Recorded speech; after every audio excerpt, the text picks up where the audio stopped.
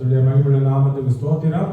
இந்த அருமையான மாலை பொழுதிலே ஹோலி ஸ்பிரிட் மிஷனரி சர்ச் சார்பாக எல்லாரையும் வரவேற்கிறோம். வந்தவர்களை வரவேற்கிறோம், வாழ்த்துகிறோம். இயேசு கிறிஸ்துவின் நாமத்தினாலே வாழ்த்துகிறோம். இந்த செய்தியை காணும் மட்டும் ஆராதனையும் கண்ட அத்தனை பேரையும் இயேசு கிறிஸ்துவின் நாமத்தினாலே வாழ்த்துகிறோம். எனக்கு இந்த அருமையான நேரத்தை கொடுத்த பாஸ்டர் நோயல் பாஸ்டர் நன்றி சொல்கிறேன். இந்த நேரத்தில் எனக்கு கொடுத்த இந்த சமயத்தில் ஒரு முக்கியமான செய்தியை நாம் கடந்து செல்ல போகிறோம்.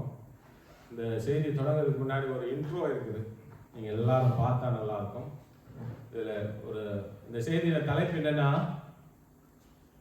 ப்ரேயர். நாம் எல்லாம் ஜெபம் செய்கிறோம். ஜெபம் தமிழில் ஜெபம், இங்கிலீஷில் போட்டிருக்கேன், ஏன்னா ஒரு காரணத்தோடு போட்டிருக்கேன். Prayer is a key to overcome evil traps. அதாவது தீமை செய்கிற பொல்லாங்கவன் பலவிதமான கண்ணிகளை வச்சிருக்கான். அந்த கண்ணிகளிலிருந்து நம்ம தப்பணும்னா நமக்கு ஒரு ஆயுதம் தேவை, அதுதான் ஜெபம். அந்த ஜெபத்தை கொண்டு நாம் எப்படி நம்மளை நாம் காத்துக்கொள்வது, நாம் எப்படி இந்த உலகத்திலே ஜெபம் செய்தால் மட்டும் போதாது. எதற்கு நாம் ஜெபம் செய்கிறோம்? நாம் பாதுகாப்பாக இருக்கணும். நாம் எதற்காக ஜெபம் செய்கிறோம்? ஏதோ ஒன்றை நாம் எடுத்துக்கொண்டு செல்லும். நமக்கு தேவையான ஒன்றை நாம் ஆண்டவர்கிட்ட கேட்கிறோம், நாம் எடுத்துக்கொள்கிறோம். இந்த எடுத்துக்கொள்வதும் எப்படி, ஜெபம் செய்வது எப்படி, எப்படி ஒரு நல்ல ஒரு வாழ்க்கை வாழ்வது, இவைகளை ஆண்டவர் எனக்கு உணர்த்தியபடி, இம்மட்டும் என்னை காத்த தேவன் என்னைக்கு உணர்த்தியபடி வேதத்தின் அடிப்படையிலே இந்த காரியத்தை நான் இங்கே உங்கள் மத்தியிலே தேவ செய்தியாக கொடுக்க போகிறேன். சர்வ நல்ல தகப்பனே அடியனோடு இருந்து கூட இருந்து அவரை பேசுவாராக. நம்ம இந்த இன்ட்ரோவை பார்ப்போம். ஃபர்ஸ்ட் நான் சொன்ன மாதிரி, அதுக்கப்புறம் ஒரு பாடலை பாடி ஆண்டவரை ஸ்தோத்திரித்து அப்புறம் ஜெபம் செய்து நம்ம வேகமாக செய்தியில் கடந்து செல்ல போகிறோம். இந்த செய்தி ரொம்ப பிரயோஜனமாக இருக்கும் என்று நினைக்கிறேன். இன்ட்ரோ ஸ்டார்ட் பண்ணலாமா பாஸ்டர்? ஒரு ஸ்டெப்பாக போகலாம். பாருங்க, இன்றைக்கு நம்ம பேச போகிற தலைப்பு ப்ரேயர். அந்த எழுத்துக்களை பாருங்க, ப்ரேயர். இந்த ப்ரேயர் நம்ம எதுக்கு செய்கிறோம்? சில காரியங்களை நாம் கர்த்தரிடமிருந்து பெற்றுக்கொள்ள ப்ரேயர் செய்வோம். ப்ரேயர் ஜெனரலாக ப்ரேயர் இது உலகத்து மக்கள் எல்லாரும் ஜெபம் செய்ய வேண்டிய அவசியம் இருக்கிறது. எல்லாரும் தேவனிடத்தில் கேட்க வேண்டிய அவசியம் இருக்குது, சஞ்சரிக்க வேண்டிய அவசியம் இருக்கிறது, அதற்கு வாய்ப்பு கொடுக்க வேண்டிய அவசியம் இருக்கிறது. ஆனாலும் இதனுடைய மகத்துவம் என்ன என்பதை குறித்தும், இதை நாம் ஏன் ஜெபம் செய்ய வேண்டும், எப்படி செய்ய வேண்டும், எந்த மாதிரி செய்து ஜெபம் என்றால் என்ன என்பதையும் நாம் முதலில் புரிந்து கொள்ள வேண்டும். அப்படிப்பட்ட ஒரு செய்தியை நாம் இப்போது கடந்து செல்வோம். ப்ரேயர். நெக்ஸ்ட் போங்க பாஸ்டர். டேக். ப்ரேயர் செய்து ஒரு காரியத்தை நம்ம எடுத்துக்கொள்ள போகிறோம். இன்னைக்கு நீங்கள் வந்திருக்க எல்லாரும் ஒரு காரியத்தை உங்களுக்குள்ள தேவை இருக்குது, அதை எடுத்துக்கொள்ள போகிறீர்கள். ப்ரேயர் செய்து எடுத்துக்கொள்ள போகிறீர்கள். அது உங்களுக்கு உண்டானது. அதை எப்படி எடுத்துக்கொள்ள போகிறீர்கள் என்பதையும் நாம் இது சுவாரஸ்யமாக பார்ப்போம். ஸோ ப்ரேயர் இஸ் கிராசிங் த நாம் எடுத்துக்கொள்ளும் போது ப்ரேயருக்குள்ள கடந்து சொல்லும் போது தான் டேக். ப்ரேயர் செய்கிறோம். ப்ரேயருக்குள்ள நம்ம கடந்து செல்லும் போது நாம் ஒரு காரியத்தை நமக்கு தேவையானதை எடுத்துக்கொள்ள போகிறோம். அதை எப்படி எடுத்துக்கொள்ள போவோம்? அடுத்ததாக வாழ்க்கை, நம்முடைய வாழ்க்கை வாழப்போகிறோம். ஜெபம் செய்து சில நன்மைகளை ஆண்டவரிடமிருந்து பெற்றுக்கொண்டு நாம் வாழப்போகிறோம். கரெக்டாக இருக்கா? இது தெளிவாக இருக்கு. ஸோ இதில் எல்லா விதத்திலும் நாம் வாழ வேண்டும் என்றால் ஒன்று எடுக்க வேண்டும், நாம் எடுக்க வேண்டும் என்றால் ஜெபம் செய்ய வேண்டும். அதனால தான் சில எழுத்துக்கள் இதில் ஒன்று மேல் ஒன்றாக கூடியிருக்கிறது. ப்ரேயரில் இருக்கிற ஏவும், டேக்கில் இருக்கிற ஏவும், லைஃப்பில் இருக்கிற லைஃப்ல இருக்கிற ஈயும், டேக்கில் இருக்கிற ஈயும் எல்லாம் ஒன்றிணைந்து பிணைக்கப்பட்டிருக்கு. இப்போது நான் என்ன சொன்னேன் என்றால், prayer is a key for overcoming the evil. இதற்குள்ளேயே நாம் பார்ப்போம் ஈவில் எங்கே இருக்கிறது. இந்த 3 வரிகளுக்குள்ளே பார்ப்போம் நாம் எப்படி ப்ரேயரில் அந்த ஈவில் நம்மளை எப்படி ட்ராப் பண்ணிக்கிறான் என்பதை ஒரு சுவாரஸ்யமாக பார்ப்போம். இதில் கொஞ்சம் கணக்கும் இருக்கிறது. சிலர் கணக்கு படித்தவர்களுக்கு சிலர் தெரியும், இல்லை என்றாலும் சிறிய கணக்கு தான் அதையும் சொல்கிறேன். அல்லேலூயா. அடுத்த கட்டம் போக பாருங்க. நான் சொன்ன மாதிரி key, KEY key, right? Key. அடுத்தது போங்க பாஸ்டர். இதுதான் ஃபேக்டர் ஆஃப் இந்த ஆரை வந்து ஓவர் கம்னு எடுத்துக்காங்க. ஏன்னா இந்த ஆர் தனியாக விட முடியாது, நம்ம ஆரை தான் பயன்படுத்தணும். ஓவர் கம் தான் இங்கே வேலையே. நமக்கு தொழிலே இப்போ நம்ம பிரேயர் செய்யறதே வந்து ஒரு பொல்லாதவனை நம்ம அடக்கணும். அந்த ஓவர் கம், அந்த ஃபேக்டர் ஆஃப் ஓவர் கம்ல நமக்கு இந்த ஆர் உதவுகிறது. அடுத்ததாக போங்க பாஸ்டர். இது பாருங்க, லைவ், LIVA திருப்பி போடுங்க, ஈவில். ஈவில், அதை திருப்பி வாசிங்க, ஈவில். அடுத்தது போங்க பாஸ்டர், ட்ராக். அப்ப ஈவில் ட்ராக்க நம்ம அடக்கி ஆளுன்னா நமக்கு ஜெபம் தேவைப்படுது. ஈவில் பொல்லாங்கனை கண்ணி வைத்துக் கொண்டு காத்திருக்கிறோம். கண்ணி வைத்துக் கொண்டு காத்திருக்கிற இந்த பொல்லாங்கனை அடக்கணும்னா நமக்கு தேவையான ஒரு ஆயுதம் தேவைப்படுது. அந்த ஆயுதம் இந்த ஜெபத்தின் மூலமாக கிடைக்கிறது. இவ்வளவு நேரம் நம்ம ஜெபம் என்னன்னு பார்க்கணுமே, இவ்வளவு நேரம் பேசணும், ஜெபத்தை பார்க்கணும். என்னவென்று ஜெபம் எப்படி செய்யணும், ஜெபம் எப்படி இருக்கணும், அதிலிருந்து நம்ம எப்படி எடுக்கணும், இது எல்லாவற்றையும் நான் விசுவாசிக்கிறேன். கர்த்தர் கொஞ்சம் நேரத்தில் நம்ம எல்லாருக்கும் இதை குறித்து நம்ம எடுத்து பேசுவார். நாம் கர்த்தரை துதித்து கர்த்தரை புகழ்ந்து அவருடைய கிருபைக்காக ஒரு பாடலை இந்த ஓல்பேக் சபையில் முன்னாடி பாடியிருக்கிறேன். அதே பாடலை திரும்ப நான் பாடப்போகிறேன். இது ஓல்பேக் சபைக்காகவே கொடுத்த பாடல். இந்த பாடல் எந்த சபையிலும் அந்தந்த சபைக்கு ஏற்ற மாதிரி பாடிக்கொள்ளலாம். நாம் வந்திருந்த காரியம் என்னவென்றால், நாம் ஒரு காரியத்தை, நம்ம தேவைகளை கர்த்தர் இடத்திலிருந்து ஜெபம் செய்து எடுத்துக்கொள்ளப் போகிறோம். இந்த பாடலை நான் இந்த ஓல்பேக் சபைக்கு நான் அர்ப்பணிக்கிறேன். அல்லேலூயா. சரியா பாஸ்டர்? நம்ம எல்லாருக்கும் தேவையானது ஆசீர்வாதம். அந்த ஆசீர்வாதத்திற்காக நாம் பாடுபடுகிறோம். இந்த ஆசீர்வாதத்தை குறித்த பாடலை நாம் பூர்ணமாக அனுபவித்து பாடுவோம். கர்த்தர் இந்த ஹோலி ஸ்பிரிட் மிஷனரி சர்ச்சையும் ஆசீர்வதிப்பாராக. அல்லேலூயா.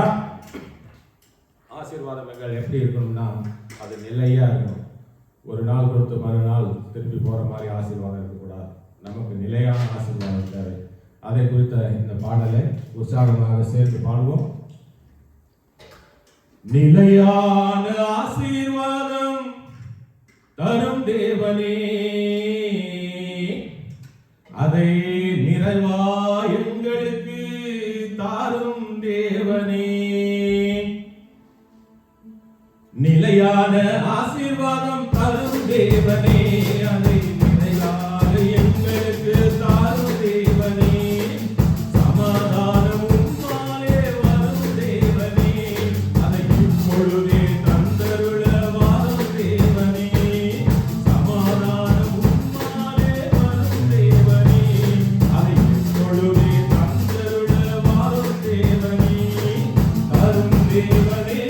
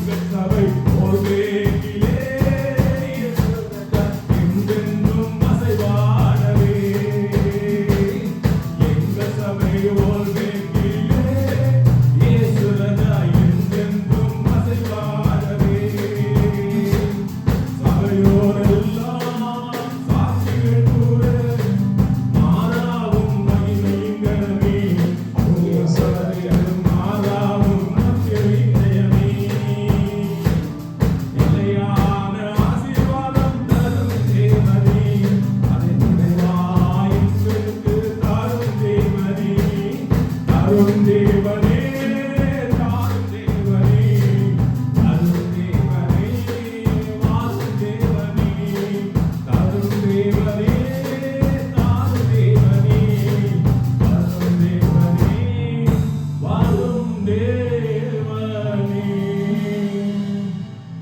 Thank you Jesus. ஆண்டவரே, இந்த அருமையான சபையிலே ஆண்டவரே, இது உம்மாலே கட்டப்பட்ட இந்த சபை ராஜா, இந்த சபையில நீர் வந்து எங்கள் மத்தியிலே ஆண்டவரை இருந்து உமது பெரிய காரியங்களை வெளிப்படுத்தும் ராஜா, உமது சித்தங்களை வெளிப்படுத்தும். நீர் உலகத்திற்கு இந்த பூமிக்கு என்னெல்லாம் கட்டளை செய்து கொண்டிருக்கிறோம் அதை எல்லாவற்றையும் நாம் நினைவு கூறுகிறோம் ராஜா. உமது அன்பை நினைவு கூறுகிறோம், உமது கிருபையை நினைவு கூறுகிறோம், உமது கட்டளைகளை நினைவு கூறுகிறோம். ஆண்டவரே, உமது கிருபை ஆண்டவரை எங்கள் இருதயத்திலிருந்து கிருபை செய்ய கிரியை செய்ய கர்த்தாவே, எங்களுக்குள்ளே நீ வாசம் செய்து எங்களுடைய மன கண்களை ஆண்டவரை பிரகாசத்தினாலே நிரப்பும் சுவாமி. எங்களுடைய பிரகாசத்தின் மனக்கண்கள் ஆண்டவரே, 1 எபேசியர் 19 கூறியபடி எங்களுடைய பிரகாசத்தின் மனக்கண்களை திறக்கப்பட இன்றைய நாள் ஆண்டவரே நீர் பேசும் சுவாமி. அடியனை பயன்படுத்தினால் மாத்திரம் போதும் ராஜா. அடியனுடைய நாவல், அடியனுடைய இருதயம், அடியனுடைய சிந்தை கர்த்தாவே இது உம்முடையதாக இருந்து இந்த ஜனங்களுக்கு, உலகத்தின் ஜனங்களுக்கு ஆண்டவரே, இந்த வீடியோவை பார்க்கிற அத்தனை ஜனங்களுக்கு இயேசு கிறிஸ்துவின் அன்பு, இயேசு கிறிஸ்துவின் மகிமை, இயேசு கிறிஸ்துவின் இரக்கம் ஆண்டவரே இதை பூர்ணமாக என் தேவனே, ஜெபம் ஆங்கிலத்திலே பிரேயர், ஜெபத்தினால் பொல்லாங்கனை நாம் அடக்கி ஆளுவது என்கிற தலைப்பு. Prayer is a key to overcome evil traps. பொல்லாங்கன் எப்படியெல்லாம் கண்ணிகளை வைத்து ஜனங்களை மோசம் போக்குகிறானோ அவை எல்லாவற்றையும் சுருக்கமாக ஆண்டவரே இந்த சபையிலே சொல்லி கர்த்தாவை ஒவ்வொருத்தரையும் தெளிவுபடுத்தி உமது அன்பினாலே நிரப்பி இங்கிருந்து செல்லும் போது பிள்ளைகளுக்கு ஆண்டவரே உமது நிறைவான அன்பு இருதயத்தை தொட்டு அவர்களுக்கு ஜெபத்தின் மகிமை, ஜெபத்தின் அருமை, ஜெபத்தின் வல்லமையும் அதை கொண்டு எடுத்துக்கொள்ளும் ஆசீர்வாதங்களை ஆண்டவரை நீ நிறைவாக கொடுத்து ஆண்டவரை நீ பூர்ணமாக ஆசீர்வதிப்பீர் என்பதை விசுவாசித்து ஜெபிக்கிறேன் ராஜா. இந்த கணமும் ஆண்டவரை அடியனோடு இருந்து அடியனை நீர் பலப்படுத்தி உமது ஆவியிலே நிரப்பி இயேசு கிறிஸ்துவின் அன்பின் ஆவி பரிசுத்த ஆவியானவரால் நிரப்பப்பட்டு இந்த வார்த்தை அநேகருக்கு கொண்டு செல்ல நீர் கிருபை செய்யும் ராஜா. இரக்கத்தின் தேவனை நோக்கி கூப்பிடுகிறோம். உமது அன்பிற்கு நன்றி. Thank you Jesus. எங்களை வழிநடத்த போவதற்காக நன்றி. இந்த காரியத்திலும் அடியனுக்கு உதவி செய்வதற்காக நன்றி. எல்லாம் வல்ல சர்வ வல்லமுள்ள தேவனுடைய ஒரே பேரான குமாரனான இயேசு கிறிஸ்துவின் நாமத்தினால் ஜெபிக்கிறேன். ஜெபம் கேளும் ஜீவனுள்ள நல்ல பிதாவே. ஆமென், ஆமென், ஆமென். ஸ்தோத்திரம். அல்லேலூயா. ஓகே, இந்த இன்ட்ரோ கொஞ்சம் இன்ட்ரெஸ்டிங்காக இருந்திருக்கும்னு நினைக்கிறேன். ப்ரேயர், அதனுடைய பயன் எடுத்துக்கொள்ளப்படுதல், நாம் அதற்கப்புறம் நாம் எப்படி வாழ போகிறோம். ஸோ இதை நல்லா, இது ஒரு குறுகிய, ஒரு எளிதாக புரியக்கூடிய அளவில் நான் இதை உருவாக்கி இருந்தேன். இதை உருவாக்க நான் எனக்கு ரொம்ப காலமெல்லாம் இல்லை. குறித்த நேரத்திலே பாஸ்டர் போன வாரம் சொன்னார். போன வாரம்னா ஒரு 4-5 நாளுக்கு முன்னாடி மெசேஜ் எடுக்க கேட்டுக்கொண்டார். நானும் ஒத்துக்கொண்டேன். எப்போது எது கேட்டாலும் நான் ஒத்துக்கொள்வேன்.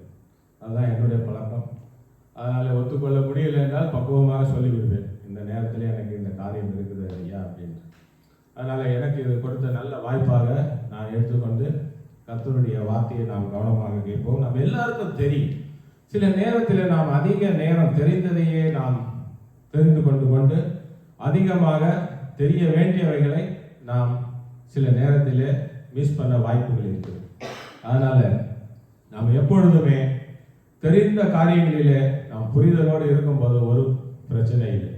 அது அப்படியே நாம் இருதயத்தில் நிலைத்து வைத்துக்கிறோம். நம்ம இருதயத்தில் வார்த்தைகள் இருக்கும்போது அது கிரியை செய்யும். அந்த வார்த்தைகள் நமக்கு உதவி செய்யும். இந்த நேரத்திலும் நாம் அறியப்பட்ட காரியங்கள் குறித்து அதிகமாக பேச போவதில்லை.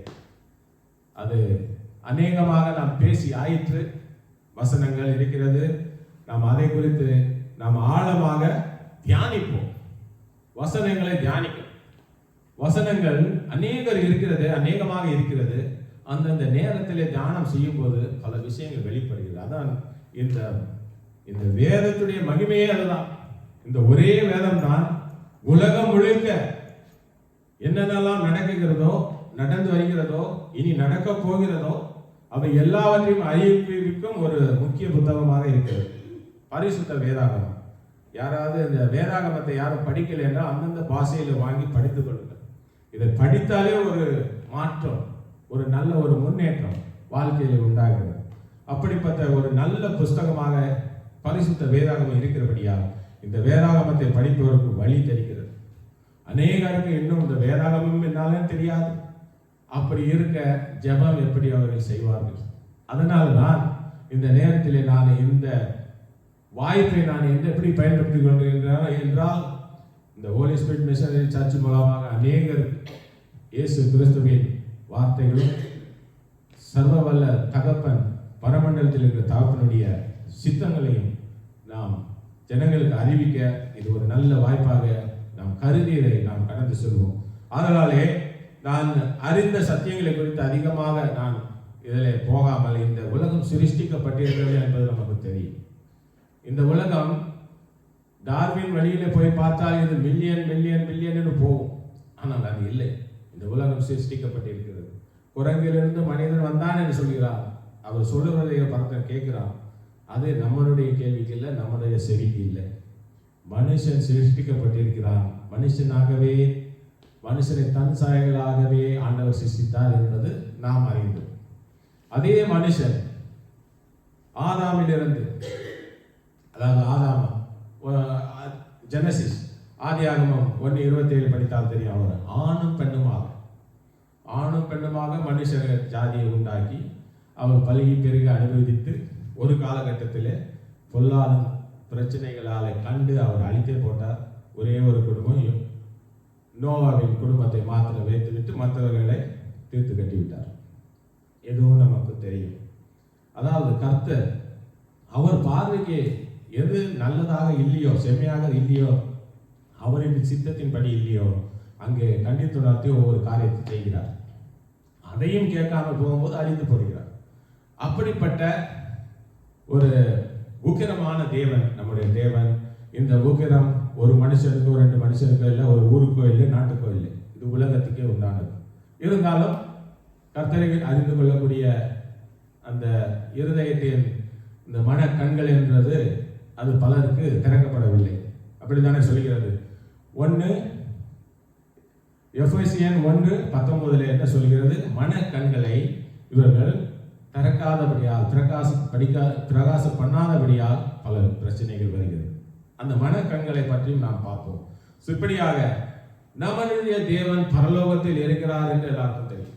பரலோகத்தில் இருக்கிறார். நாம் இருக்கிறது இது பூமி. அவர் ஒரு இடத்தில் இருக்கிறார், நாம் எங்கே இருக்கிறோம்? இந்த காரியங்கள் சிருஷ்டிக்கப்பட்டது எல்லாம் அவருடைய கட்டுக்குள்ளே இருக்கிறது. கட்டுக்குள்ளே இருக்கும்போது இந்த மனுஷனுக்கு என்ன தேவையோ அவர் எல்லாத்தையும் செய்திருக்கிறார். அவர் காற்றை கொடுத்திருக்கிறார், நீரை கொடுத்திருக்கிறார், நிலத்தை கொடுத்திருக்கிறார். அதில் என்னென்ன துல்லியமாக வைக்கணுமோ அதை எல்லாத்தையும் வைத்திருக்கிறார். காற்றிலே 79% நைட்ரஜன், சரியா, 21% ஆக்சிஜன் இருக்கு இந்த காற்று. அதுல கொஞ்சம் கூட்டினா குறைக்க அவருக்கு எவ்வளவு நேரம் ஆகும்? அதை முடிந்து போயிட்டு. சூரியன் இவ்வளவு டெம்பரேச்சர் இருந்தா நம்ம உடம்பு தாங்கும். அந்த டெம்பரேச்சரை கூட்ட குறைக்க அவருக்கு எவ்வளவு நேரம் ஆகும்? இந்தபடியாக துல்லியமாக அந்தந்த இடத்திலே அதை வைத்து இந்த உலகத்தை நகர்த்தி செல்கிறார். இது அறிவியலாக காணப்படுகிற ஒழிய இது தேவனால் உருவாக்கப்பட்டது என்று அறிவியல் பேசுகிறது. அந்த பக்கம் நாம் அதிகமாக ஆராய்ச்சி செய்யாமல் அந்த அறிவியலுக்கு நாம் அறிவு சொல்லக்கூடிய அளவுக்கு நம்மளை வைத்திருக்கிறார். அதுதான் நம்முடைய தேவன். அவர் நம்மை மகிமையிலே பிரகாசிக்க செய்கிறார். அவர் ஆலோசனை சொல்லுகிறார். அவர் அநேக காரியங்களை செய்கிறார். அவருடைய சித்தங்கள் எல்லாம் எழுதப்பட்டிருக்கிறது இந்த ஒரே புஸ்தகத்தில். இந்த ஒரே புஸ்தகம் எல்லா காரியங்களையும் தெரிவிக்கிறது. ஆனால் படித்தவர்கள் இல்லை, படிக்க போவதும் இல்லை என்பது தெரிகிறது. இதை படிக்க வைப்பதும் சில நேரத்திலே அது கர்த்தரே செய்கிறார். ஆனால் இதை படிக்காத அளவுக்கு நம்மளுடைய இருதயங்களை திருடி நம்மளை சிக்கலிலே மாட்டி நம்ம ஜனங்களை பரிதபிக்க வைக்கிறது. அதுதான் அந்த பொல்லாங்கு. முதலாவதாக நமக்கு தெரியும், நம்ம ஆசீர்வதிக்கப்பட்டிருக்கணும். அதுக்கு தான் எல்லாருமே பாடுபடுறோம், வேலை செய்கிறோம், படிக்கிறோம், நல்ல ஒரு நிலையை வர முயற்சிக்கிறோம். தொடர்ந்து நாம் ஏதோ ஆண்டவருக்கும் பதில் சொல்லி விடுவோம் என்று சர்ச்சுக்கு போகிறோம். சர்ச்சில் போய் கூட சேர்ந்து ஆராதனை செய்கிறோம், ஜெபம் செய்கிறோம். நம்மளும் பாதுகாக்கப்பட்டோம் என்று நாம் நினைத்துக் கொள்கிறோம். நாம் இப்படியாக பாதுகாக்கப்பட்டே இருக்கிறோம். இது ஒரு விதத்தில் இந்த ஆசீர்வாதங்கள் எல்லாம் நமக்கு தெரியும். ஆசீர்வாதங்கள் நம்ம உபாகமம் 28:2-14 வரை படித்தால் தெரியும். அதற்கு மேலே அதே உபாகமத்தில் தொடர்ந்து படித்தால் தேவனுடைய சாபங்கள் எப்படி எல்லாம் வருகிறது. இதுதான் கிரவுண்ட். தேவனுக்கு என்ன பிடிக்கும் பிடிக்காது என்பதை தெரிந்து கொள்ள உபாகமம் 28 படிக்கணும். அது படித்தால் போதும். அதே படி செய்தால் கர்த்தருக்கு பிடித்தமான பிள்ளை. அந்த கர்த்தருக்கு பிடித்தமான பிள்ளையாக இருந்தால் நல்லது. அவனைத்தான் அந்த பொல்லாதவன் வந்து சீண்டுவான். நீ கர்த்தருக்கு பிடித்தமானவனாய் இருக்கிறாயே, உனக்கு இப்படி ஒரு வலையை விரிக்கணும். ஒவ்வொருத்தருடைய மனுஷனுடைய பலகீனங்களை அறிந்து வைத்திருக்கிறான். அந்த பலகீனத்திலே அவன் ஆளுகை செய்ய வருகிறான் பொல்லாதவன். அதையும் குறித்து நாம் பார்ப்போம். இதை இன்னும் சுருக்கமாக சொல்ல போனால், இன்னும் சுருக்கமாக 10 கட்டளைகளாக நாம் படித்திருக்கிறோம். இதே வேதாகமத்திலே 10 கட்டளைகளாக யாத்திராகமம் 20:1-17 வரை படித்தால் உங்களுக்கு தெரியும். 10 கட்டளைகளை பிரித்து ரொம்ப விலாவரையாக எழுதியிருப்பார். இந்த 17 வசனங்களிலே இந்த 10 கட்டளைகளையும் யார் இதை கடைபிடித்து வாழ்கிறார்களோ அவர்களுக்கு இது எல்லாமே ஒன்றுதான். உபாகமம் 28 இந்த யாத்திராகமம் 20 இவையெல்லாம் ஒரே புத்தகம் தான், ஒரே வார்த்தை தான். ஆனால் இதை விளக்கமாக எழுதியிருக்கிறார்கள். இதற்கு மேலே புதிய ஏற்பாட்டிலே பாவம் என்றால் என்ன, இதை எல்லாவற்றையும் செய்து ஒரு பாவம்னு ஒரு டைட்டில் வரும். இதற்கு புறம்பான காரியங்களை செய்து கர்த்தருக்கு பிடிக்காத காரியங்கள் செய்யும்போது பாவம் ஆகிவிடுது. சாபம், பாவம். இதற்கு நல்ல ஒரு விளக்கத்தையும் நாம் புதிய ஏற்பாட்டிலே மார்க் 7:21-22 படிக்கிறோம்.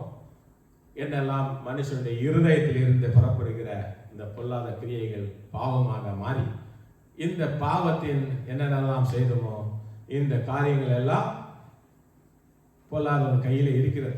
பொல்லாதவன் எந்தெந்த மனுஷனுக்கு இதை செய்தான்னு இருக்கிறது. சரியா? அதுக்கு அடுத்தது ரோமன் 1:23 பார்த்தா தெரியும். அதாவது மார்க் 7:21-22 பார்த்தால் பாவங்கள் இருக்கிறது. அதுல இந்த அந்நிய தேவர்களை வணங்குவார்கள் பார்த்தீங்களா, அந்த பாவம் இல்லை, மார்க்கில் விட்டு விட்டார். அதே பவுல் அப்போஸ்தலர் வந்து பிடித்து விட்டார். ரோமன் 1:23 மனுஷனுடைய பாவங்கள் எப்படி தேவனை துக்கப்படுத்துறதுக்கு என்று ஒரு சிலை அமைப்பது, உருவம் அமைப்பது, மனுஷனை வணங்குவது, அந்த காரியங்கள் எல்லாம் என்னெல்லாம் பிராணிகளையும் ஊரும் பிராணிகள் மிருகங்களுடைய படங்களை வைத்து இதுதான் தேவன், அதுதான் என்னை காப்பாற்றுகிற தேவன் என்று சொல்லி இதை செய்யும் போது கர்த்தருக்கு ஒரு கோபம் எழுப்புகிறது. மனுஷனை நான் படைத்தேன், இவனோ இதை செய்கிறானே. ஆனால் இந்த காரியத்திலே நாம் ஊழியக்காரர்களாக இருப்பவர்கள் இதை கவனமாக நாம் சிந்திக்க வேண்டும், கவனமாக பார்க்க வேண்டும். இந்த இடத்திலே கர்த்தருடைய வார்த்தை அங்கு கொண்டு செல்லப்பட்டதா இல்லையா, அதுதான் இப்போது கேள்வி. ஊழியக்காரர்கள் போய் கொண்டு செல்ல போகும்போது அங்கே அவர்களுக்கும் வெளிச்சம் தெரிகிறது. மனக்கண்கள், இந்த பிரகாசமான மனக்கண்கள் தெளிவாகிறது. அவர்களுக்கும் அந்த இடத்திலே ஒரு கர்த்தருடைய கிருபை கிடைக்கிறது. அதனாலே கர்த்தர் இதை எல்லாவற்றையும் அறிந்துதான் தேவனாகிய கர்த்தர் தானே மனுஷகுமாரனாக வந்து 2000 வருஷங்களுக்கு முன்பு எல்லா காரியங்களையும் அவர் தெளிவுபடுத்தினார். உலகத்திலே அவர் மறைக்கப்பட்ட பொருள் ஒன்றுமே இல்லை. உலகத்தில் எல்லா காரியங்களையும் அவர் தெளிவுபடுத்தி விட்டார் இல்லையா? நான் சிநேகிதனாக இருக்கிறேன், உங்களுக்கு எல்லாவற்றையும் சொல்லிவிட்டேன் என்று சொன்னார். சொல்லியிருக்கிறாரா இல்லையா? உங்களுக்கு நான் எல்லா காரியங்களையும் குறித்து சொல்லி தனக்கு எல்லா வார்த்தையும் சொன்னதுனாலே இனி ஒன்றுமே பாக்கி இல்லை. இப்படி இருக்கிற காரியத்திலே அப்ப பாருங்க, இப்போ நோவாவுடைய காலத்துல, நோவா அதாவது ஆதியாகமம் 6:6-7 படித்தால் தெரியும் கர்த்தர் எவ்வளவு மனஸ்தாபப்பட்டிருக்கிறார். ஆதியாகமம் 6:7 படித்தால் கர்த்தர் இந்த மனுஷனை படைத்ததுக்காக துக்கப்பட்டார். அது எல்லாருக்கும் தெரியும். ஏனென்றால் இந்த காரியங்கள் நான் முன்னாடி சொன்ன மாதிரி உபாகமத்திலையும் யாத்ராகமத்திலையும் இன்னும் கேட்டால் இந்த புதிய ஏற்பாட்டில் உள்ள வசனங்களின்படி ஜனங்கள் செய்கிற கொடுமைகள், பாவங்கள், அவர் அக்கிரமங்கள், அநியாயங்கள், இது எல்லாவற்றிலும் அவர் நீதி செய்யப்படி சங்கீதம் 103 படித்தார்களோ அவர் நீதி செய்கிறார். இன்னும் கேட்டால் 103:6 படித்தார், அவர் நீதியை சரி கட்டுகிறார் இல்லையா? அவர் 17 படித்தோம், பிள்ளைகளின் பிள்ளைகள் மேலேயும் அவர் நீதி இருக்கிறது. இப்படியாக அவர் ஒவ்வொருத்தரையும் குடும்பமாக பார்க்கிறார். ஆனால் இந்த சங்கதி மனுஷர்களுக்கு தெரியாத காரணத்தினாலே அழிவு நிச்சயமாக இருக்கிறது. அப்படித்தான் இந்த நோவாவின் காலத்திலே அவர் என்ன செய்தார்? எல்லாரையுமே அழித்திருக்கிறார். மனுஷன் செய்கிற பாவம் இந்த ஆடு மாடு பிராணிகள் என்ன செய்தது? எல்லாத்தையும் சேர்த்து அழித்து கொடுக்கிறார். ஏன்னா அது எல்லாவற்றையும் மனுஷனுக்காக கொடுத்திருக்கிறார். அந்த ஆடு மாடு பிராணிகள் எல்லாவற்றையும் அழித்து கொடுக்கிறார். அப்படிப்பட்ட உக்கிரமான கோபம், கர்த்தருக்கு கோபம் வராதபடி நாம் நடந்து கொள்வது எவ்வளவு முக்கியம், அவசியமாக இருந்திருப்பாங்க. தன் பிள்ளையை விட்டு விடுங்க. அந்த ஆடு மாடு நாய் குட்டி எல்லாவற்றையும் கையில் பிடித்து சொல்கிறார், எல்லாத்தையும் அழித்து கொடுக்கிறார். இதை பற்றி எவரும் கவலைப்பட போவதில்லை.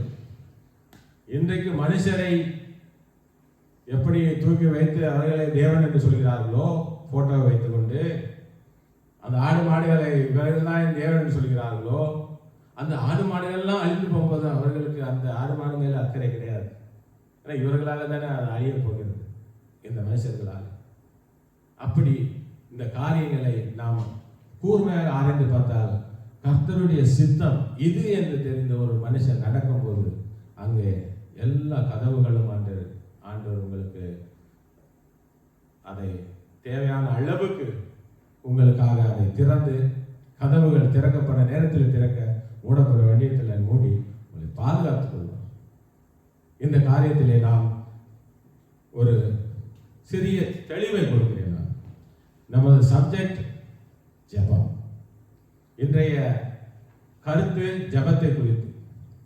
நான் ஆதியிலிருந்து நான் பல மார்க்கத்திலிருந்து வந்தவன். கடைசியாக தான் நான் இப்பொழுது ஒரு 7 வருஷத்துக்கு மேலே 7 வருஷம் நான் ஆண்டவரை அறிந்து ஆண்டவருக்குள்ளே இருக்கிறேன். இது போதுமான ஆண்டவராக இருக்கிறார். நான் எவ்வளவோ கஷ்டப்பட்டு இருக்கிறேன். நான் கஷ்டத்துக்கு காரணம் சொன்ன பிறகு ஆண்டவர் எது செய்தாலும் ரெடியானுக்கு முன்னாடி வந்துவிட்டேன். என் கஷ்டத்திலே என்ன காரணம்? எனக்கு அவ்வளவு சோதனை. என்னுடைய சோதனை எப்படி என்றால் என்னால் விவரிக்கவே முடியாது. அவ்வளவு சோதனை.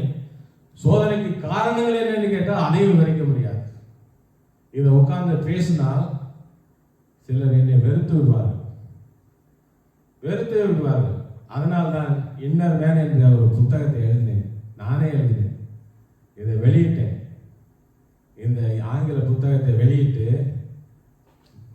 இது நான் அல்ல, இந்த தேவன், பூமியை வானத்தையும் பூமியை படைத்த தேவன், யாத்திராகமம் 34:7 படி உங்களுடைய அக்கிரமங்கள் பாவங்களை, பிதாக்களின் பாவங்களை பிள்ளைகளின் 3ஆம் 4ஆம் தலைமுறை மட்டும் விசாரிப்பேன் என்று சொன்ன அதற்கு சாட்சியாக 4 தலைமுறைகளை அடக்கி நான் இந்த புஸ்தகத்தை வெளியிட்டேன். சிறிய புஸ்தகம் தான் இது. உங்களுக்கு கூகுளில் கிடைக்கும்.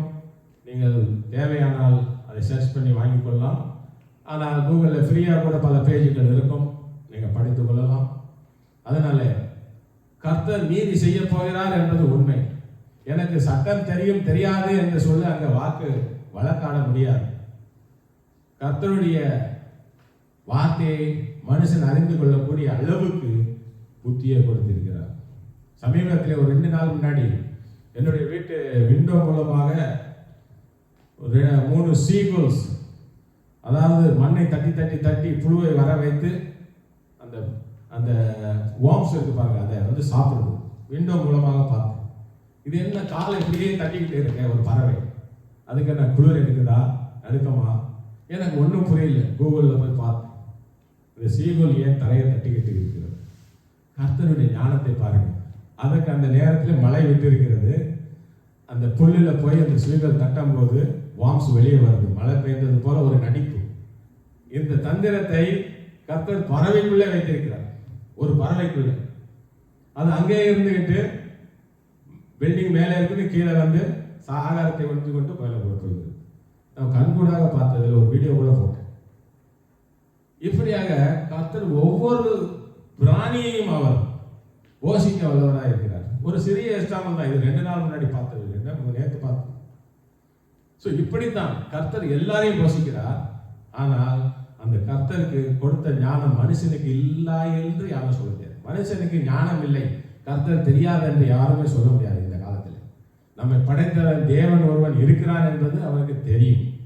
அது இல்லை என்று சொல்லக்கூடிய பிரகாசமான மனக்கண் மூடப்பட்டதினாலே தேவன் இல்லை, அது இல்லை, அறிவியல் எது, குரங்கில் இருந்த மனிதன் வந்தான், இதெல்லாம் கதையாக ஓடிக்கொண்டிருக்கிறது.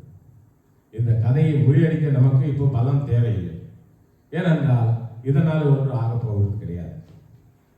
நாம் இதனாலே இந்த ஆராய்ச்சியில் போய் நம்மளுடைய காரியத்தில் நாம் தோற்று போகாதபடிக்கு இந்த காரியங்கள் எல்லாவற்றையும் ஆண்டவரை செயல்படுத்துகிறார்.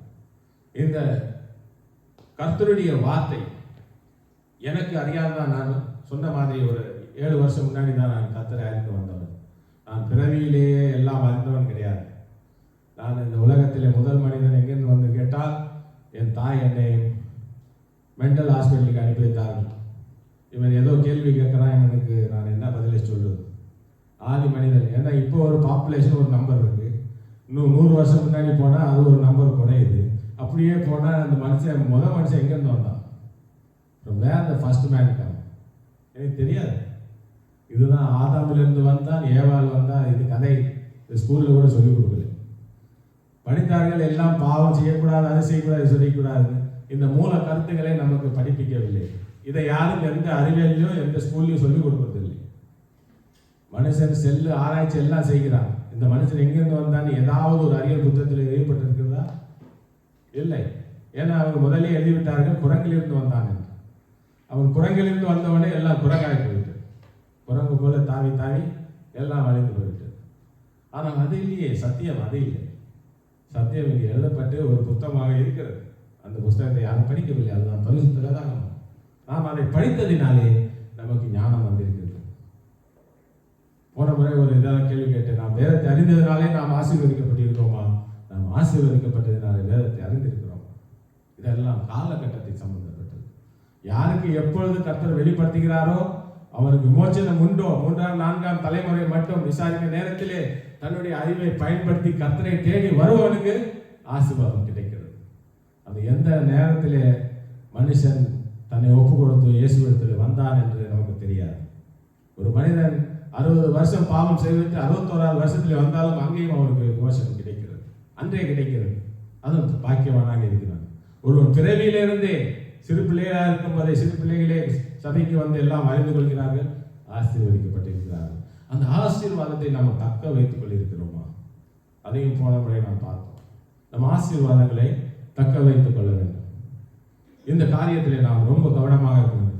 இந்த மாதிரி என்னுடைய வாழ்க்கையிலே நான் அறிந்து கொண்டது, தேவனை அறிந்து கொண்டதினாலே பல விதமாக நான் யோசனை செய்து கடைசியாக எனக்கும் வாய்ப்பு கொடுத்தார்கள். இன்றைக்கு எப்படி நீங்கள் எனக்கு மைக்கு கொடுத்து பேச வைக்கிறீர்களோ அதே போல எனக்கும் அந்த மலேசியா சபையில் எனக்கு வாய்ப்பு கொடுத்து நான் ஒரு தடவை என்னுடைய ஆரம்பமாக பேசினேன். அது மாதிரி 2-3 தடவை பேசினேன், 3 முறை பேசினேன். அது மாதிரி 4-5 முறை வரை பல இடங்களிலே பேசினேன். இந்த சபையிலும் பல முறை பேசியிருக்கிறேன். அநேகருக்கு புரிகிறது, வருகிறார்கள். அநேகருக்கு புரியவில்லை, கேட்கிறார்கள், போய்விடுகிறார்கள். இதற்கு காரணம் என்றால் என்னவென்றால் புரிதல் உறவு கண்கள் மூடப்பட்டிருக்கிறது. அந்த மன கண்களை மூடின பிறகு உங்களுக்கு கர்த்தரும் தெரியாது, இயேசுவும் தெரியாது, வார்த்தையும் புரியாது, இந்த பைபிளும் புரியாது. இந்த உலகத்தின் சத்தியங்கள் உங்களுக்கு மாயையாக இருக்கும். அந்த மாயையை உங்களுக்கு சத்தியமாக தெரியும். இப்படிப்பட்ட உலகத்தில் நாம் வாழ்ந்து வருகிறோம். இந்த காரியங்களை எல்லாம் ஆண்டவர் நமக்கு எச்சரிக்கை சத்தமாக கொடுத்திருக்கிறார். அதனால தான் அநேக பாடுகள், நாம் ஜெபம் செய்ய வேண்டிய அவசியம் இருக்கிறது. அது எப்படி, ஏன், ஜெபம் என்றால் என்ன என்பதையும் நாம் இப்போது பார்க்க போகிறோம். நான் இந்த சபைகளெல்லாம் போய் பேசும்போது பல இடங்களிலே நான் முதலாவதாக பேசியது ஒரே சிந்தை என்கிற தலைப்பிலே பேசினேன். வீடியோ இருக்கிறது என்னுடைய சேனலில். ஒரே சிந்தை, ஒன் தாட் என்று பேசினேன். இந்த கவர்மெண்டை நடத்துகிறவர் தேவனாக இருக்கிறார். எனக்கு என்ன நடந்ததோ நேற்று அது உங்களுக்கும் நடக்கும். டாக்டர் தெரியாதா நான் சொல்ல போறேன். அங்க அதிசயமும் நடக்கல, அற்புதமும் நடக்கல. அந்த நித்திய ஜீவன் என்றதுல ஒரு கேள்வி இருக்கு. எனக்கு ஒரு கிருபை கிடைத்தது என்றால் அது கர்த்தர் என்னை தெரிந்து கொண்டார். இயேசு கிறிஸ்து உங்கள் இருதயத்தில் இருந்தால் தான் உங்களுக்கு வாழ்க்கை உண்டு. Praise the Lord. Praise the Lord. Hallelujah. Hallelujah. என்னடா உலகத்திலே ஜனங்கள் சபைக்கு வருகிறார்கள், சண்டை போடுகிறார்கள். என்ன உலகத்திலே சபைக்கு வந்து சபையிலே அட்டுழியம் பண்ணுகிறார்கள், சபையிலே அடித்துக் கொள்கிறார்கள், கடைசியிலே காசை பங்கிட்டு கேட்கிறார்கள். இப்படியெல்லாம் குழப்பமா? மனுஷனுக்கு சமாதானத்துக்காக சபைக்கு போகிறான், அந்த சபையிலேயே சமாதானம் இல்லையே என்று என் மனசில் ரொம்ப உறுத்தினாலே நான் ஒரே சிந்தையை கொடுத்து பேசினேன். ஒரே சிந்தை. நமக்கு அங்கே இங்கே எதையும் பார்க்காமல் நேராக தேவனை நோக்கி அதே சிந்தையில பார்த்துட்டு இருக்கும்போது இந்த பக்கம் சண்டை போடுறதுன்னு தெரியாது, அந்த பக்கம் காசு பங்கிடுறதுன்னு தெரியாது. ஆனால் அதை நாம் செய்வதில்லை, அநேகர் செய்வதில்லை. நாம் செய்கிறோம், நம்ம சபை செய்கிறது, இது நமக்கு தெரியும் நாம் எந்த அளவுக்கு செய்கிறோம் என்று. ஒவ்வொரு சபையும் இதுதான் செய்து கொண்டிருக்கிறது. இந்த திட்டத்தை என் மனதில் இருக்கிறத நான் தெளிவாக சொன்னேன். அந்த நேரத்தில் அந்த சபையில் இருக்கிறவர்கள் கேட்டார்கள், மாற்றம் இல்லை. பெரிய மாற்றம் ஒன்றும் கிடையாது. அவர்கள் இருந்து போய்விட்டார்கள். அடுத்த வாரம் நிறைய பேர் வரலை. இது ரொம்ப சத்தியத்தை அதிகமாக பேசுகிறார்களே, இது இப்படி போகிறதே, இது அப்படி ஒழுங்குகிறதே. ஆனால் அவர்களுக்கு துன்பத்திலே ஓய்விட்டார்கள், போய் நல்லா வாழலையா. ஆனால் கொஞ்சம் பேர் வந்தவர்கள் நன்றாக வாழ்கிறார்கள். நமக்கு தேவை நன்றாக வாழ்கிறோமா இல்லையா, அதுதான். மற்றவர்களுடைய லக்ஸரிக்காக நாம் பொய்யான ஒரு கருத்தை பேசாமல் சத்தியத்தை பேசும்போது நல்லா வாழ்கிறார்கள். சத்தியத்தை கேட்டு வருவர்கள் எல்லாம் நல்லா இருக்கிறார்கள். எல்லாருக்கும் நல்ல காரு, வசதி, பணம் எல்லாம் ஆண்டவர் கொடுத்திருக்கிறார். வெளியே போனவர்கள் கதை புரியவில்லை, எங்கே போனார்களே தெரியவில்லை. இதையும் ஆண்டவர் தான் செய்கிறார். ஆண்டவருடைய வார்த்தையை கேட்டு அதன்படி நடக்கும்போது கர்த்தர் நம்மை ஆசீர்வதிக்கிறார். அதற்கு அடுத்து இதே சபையிலே நான் பேசினேன், ஃபீலிங் என்று சொல்லி மனிதனுடைய உணர்வுகளை நாம் தூண்டிவிட வேண்டுமே. உணர்வுகள் எப்படி இருக்கிறது, அது ஓரளவுக்கு புரிதலில் வந்து அதில் ஒரு சிறிய மாற்றம். மகிமையுள்ள நாமத்துக்கு ஸ்தோத்திரம். இந்த அருமையான நாளை கொடுத்த தேவனுக்கு ஸ்தோத்திரம், நன்றி. அருமையான இயேசு மேலே பிரியமாக பிள்ளைகளை தன் ஆலயத்துக்கு அழைத்திருக்கிறார். எல்லாரையும் அழைக்கிறார். கொஞ்சம் பிரியமாக உள்ளவர்கள் வெளியேற்கிறார்கள், அவ்வளவுதான். எல்லாரையும் ஆண்டவர் தன் பக்கமே வைத்திருக்கிறார். ஒரு சில சோதனைகளை கடந்து செல்ல சிலரை கொஞ்சம் நேரத்துக்கு அவர் சபையிலிருந்து வேறு வேலைக்காக ஆஸ்பத்திரி அப்படி இப்படின்னு அலைய வைக்கிறார். அது ஒரு சோதனை. இந்த சோதனையை நம்ம மீண்டு வரப்போகிறோம், வரத்தான் போகிறோம். இதிலிருந்து எல்லாரும் ஜெயம் கொள்ளதான் போகிறோம். அப்புறம் சால்வேஷன், சீக்ரெட் ஆஃப் சால்வேஷன் பேசினேன். சீக்ரெட் ஆஃப் சால்வேஷன் இல்லை, எனக்கு புரிந்த காரியத்திலே தான் நான் பேசினேன். அது வேற நான் தவறாக எதுவும் சொல்லவில்லை, நான் அனுபவித்தது. தீவினை பாவிகளை பின்தொடரும், தீவினை பாவிகளை பின்தொடரும். இதுல ஒரு எக்ஸ்கியூஸ் கிடையாது. யார் தீவினை செய்கிறார்களோ அது இயேசுக்குள்ள இருந்தாலும் சரி, இயேசுக்குள்ள இல்லைனாலும் சரி, அது எந்த மதத்தாரங்களும் சரி, என்ன தீவினை செய்கிறோமோ அது பாவிகளை பின்தொடர்ந்து கொண்டிருக்கிறது. நீதிமான்களுக்கோ நன்மை பலனாக வரும். ஆனா எல்லாரும் நீதிமானா இருக்கிறது இல்லையே. ஒரு நாள் 2 நாள்ல பாவம்லாம் போய்விடும் நினைக்க கூடாது. இதோ வந்தாய், இதோ நாங்கள் அபிஷேகம் செய்து விட்டோம், இதோ நாங்கள் ஞானஸ்தானம் எடுத்துக்கிட்டோம், பாவம் முடிந்து விட்டது. அப்படி அல்ல. எல்லா வழிகள் உண்டு. இருந்தாலும் இயேசுக்குள்ளே ஆழமாக இருந்த சமாதானத்தை நம்ம கொடுத்துக்கிட்டே இருக்கணும். இந்த பைபிள் எழுதப்பட்டிருக்கிறது. இந்த பைபிளை நான் பயன்படுத்தவில்லை என்றால் நான் முட்டாள்.